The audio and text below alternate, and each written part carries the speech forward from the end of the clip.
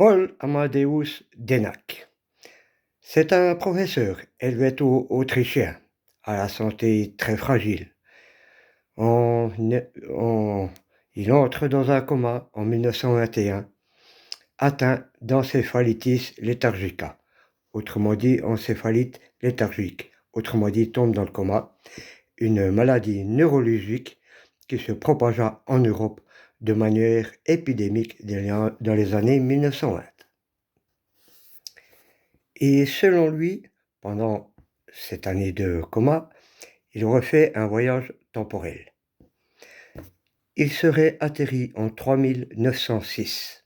Oui, je m'en vais vous conter son histoire. En 1924, un professeur allemand nommé Paul Amadeus Dienack confie un mystérieux carnet à son élève préféré, Georgios Papatzis, avant de retourner en Suisse, à Zurich précisément.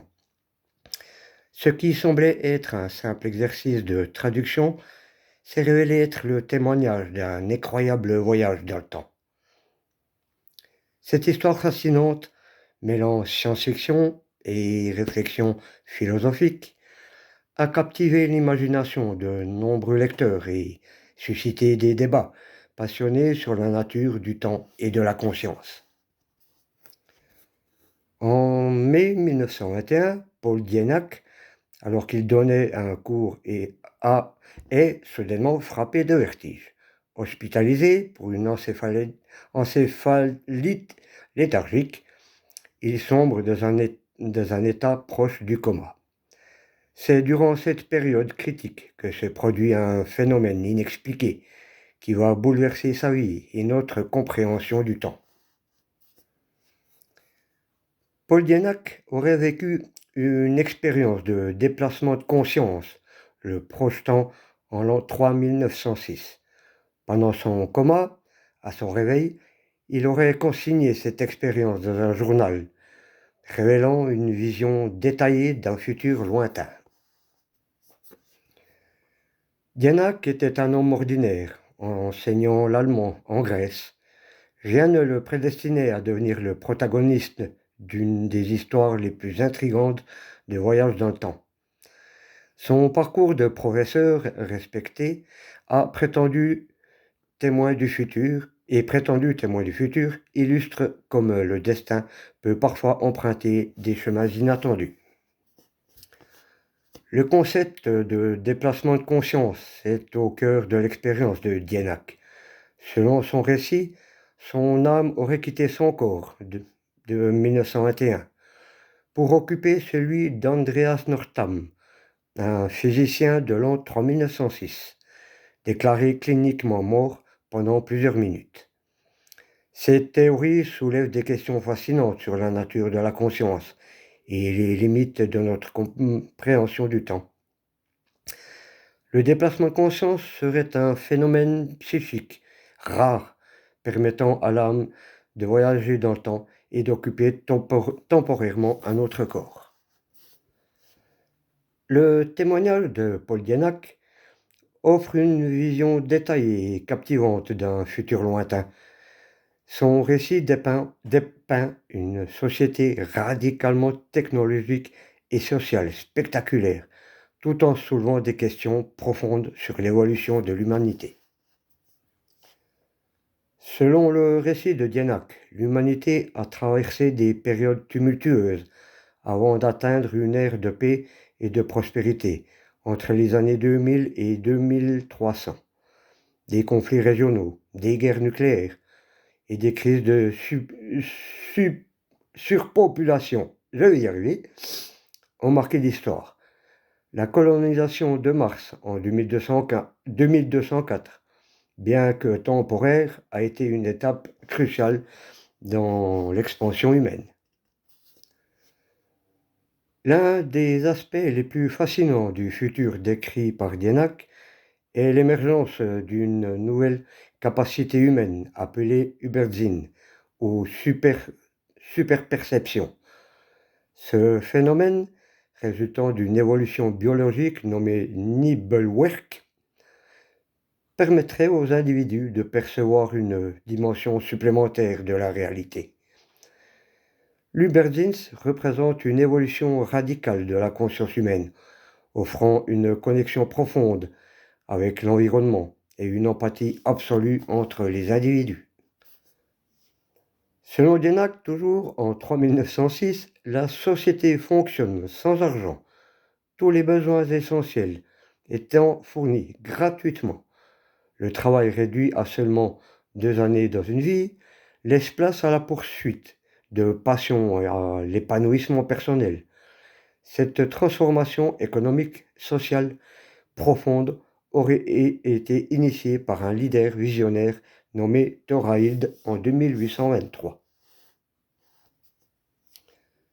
L'histoire extraordinaire de Dienach soulève naturellement des questions sur son authenticité. Bien que fascinante, elle présente des éléments qui défient notre compréhension actuelle de la physique et de la conscience humaine. Une analyse critique est nécessaire pour évaluer la crédibilité de ce témoignage unique. Voici d'ailleurs les arguments pour et contre l'authenticité du récit. 1. Pour cohérence interne du récit et richesse des détails. 2. Contre absence de preuves matérielles du manuscrit original. 3. Pour correspondance avec certaines théories scientifiques modernes. 4. Contre éléments du futur potentiellement influencés par la science-fiction de l'époque. 5. Pour témoignage de Georgios Papahatsis sur l'existence du journal. 6. Contre impossibilité de vérifier les prédictions jusqu'en 1906. La disparition du manuscrit original de Paul Dienach ajoute une couche de mystère à cette histoire déjà extraordinaire. Selon les informations disponibles, le manuscrit aurait été confisqué par l'armée grecque pendant la guerre civile, en raison de son contenu en allemand et n'aurait jamais été restitué. Maintenant, voyons voir les analyses critiques du contenu, cohérence et anachronisme. Le récit de Dienach présente une vision du futur remarquablement détaillée et cohérente. Cependant, certains éléments pourraient être interprétés comme des projections, des idées et des craintes du début du XXe siècle. Par exemple, la description de conflits mondiaux et de crises environnementales reflète les préoccupations de l'époque de Dienach. L'histoire de Paul Dienach présente des similitudes avec d'autres récits de voyage dans le temps, tant dans la littérature que dans les témoignages prétendument réels. Cependant, la richesse des détails et la cohérence interne du récit de Dienach le distinguent de nombreuses autres histoires similaires. Malgré les controverses entourant son authenticité, l'histoire de Paul Dienach a laissé une empreinte significative dans la culture populaire et a stimulé des réflexions scientifiques et philosophiques.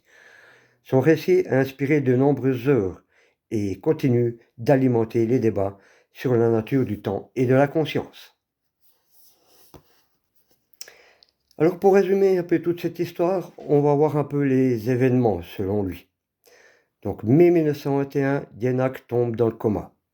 3906, conscience de Dienach à se réveiller dans le futur. 1922, retour à son époque et réveil du coma. Donc un autre coma. 1924, remise du journal à Georgios Papahatsis. Ensuite viennent les événements majeurs. 2000-2300. Conflit, guerre nucléaire, crise. 2204-2265, colonisation et perte de Mars. En 2396, instauration d'un gouvernement mondial. 2823, nouveau système économique basé sur l'abondance. 3000, début de la transformation biologique. À présent, les événements liés au manuscrit. 1924, remise du journal à Georgios Papahatsis. 1940, confiscation présumée par l'armée grecque. 1965, première édition publiée par Papahatsis. 1979, deuxième édition publiée. 2000, traduction et publication internationale. Ensuite, les exemples inspirés par l'histoire de Dienach. Un livre, Chronique of the Future, adaptation du récit, donc chronique du futur. Ensuite vient un film, documentaire sur les voyages dans le temps, enfin viennent des films, des documentaires sur les voyages dans le temps, des séries TV, épisodes explorant des concepts similaires, et dans les recherches scientifiques, études sur la conscience et la perception du temps. Ensuite, les impacts, c'est le plus intéressant. Les scientifiques, simulation de la recherche sur la conscience et le temps. Philosophique, réflexion sur l'éthique et la nature de la réalité. Culturel, inspiration pour de nombreuses œuvres de fiction. Pour le social, débat sur les futurs possibles de l'humanité. Et pour conclure, ce qu'il faut retenir, que l'on croit ou non à l'authenticité du voyage temporel de Dienach, son histoire nous offre un miroir fascinant dans lequel nous pouvons contempler nos espoirs, nos craintes et nos aspirations pour l'avenir. Elle nous rappelle l'importance de l'imagination et de la réflexion critique dans notre quête de compréhension du monde qui nous entoure. Voilà mes chers amis, j'espère que cette histoire vous aura plu, qu'elle vous aura intéressé. J'ai découvert ça il y a pas longtemps. Moi c'est vrai que je suis assez fasciné par cette histoire de Dienach, Paul Amadeus Dienach. Par contre, oui, j'ai oublié de regarder sa date de naissance et date de décès, mais bon, peu importe. Ce qui est important, ce qu'il faut relever, c'est son éventuelle histoire de passage dans le temps, quoi. Je ne sais pas vous ce que vous pensez de tout ça. Laissez-moi tout ça en commentaire, hein, c'est fait pour. Dites-moi ce que vous en pensez. Je vous remercie beaucoup déjà par avance. Et n'oubliez pas, likez, commentez, partagez, abonnez-vous si ce n'est pas déjà fait. Et je vous donne rendez-vous lundi prochain pour de nouvelles aventures. Bon lundi, bonne semaine. Bye bye les amis.